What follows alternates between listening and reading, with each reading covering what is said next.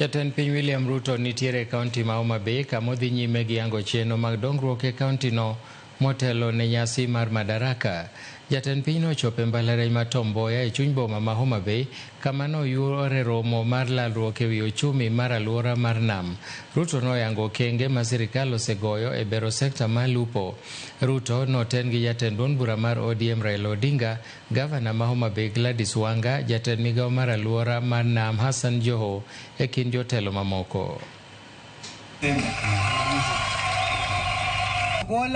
Honorable Adipo Andrew Okome, we're now building another 5 fish landing sites in the coast and 9 fish landing sites in Lake Victoria.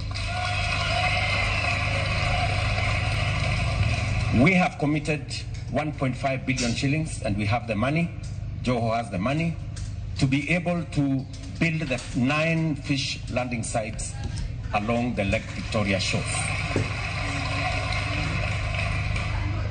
Here in Homabay,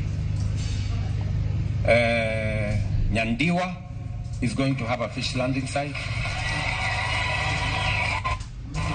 Mainuga is going to have a fish landing site. And which one? Wakula.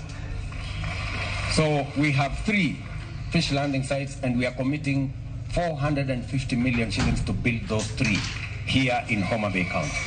I heard President Museveni saying that Mugingo Island is in Kenya, the waters around Mugingo Island are in Uganda.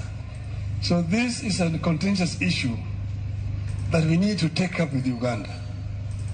We need to take up this issue with Uganda so that this matter is properly resolved. But secondly, we do not see any reason why our fishermen should be harassed in the waters.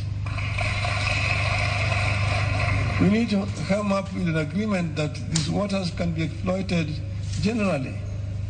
In the Indian Ocean, you've got Koreans, Japanese coming to fish in our waters here, and there's nothing we're doing about it.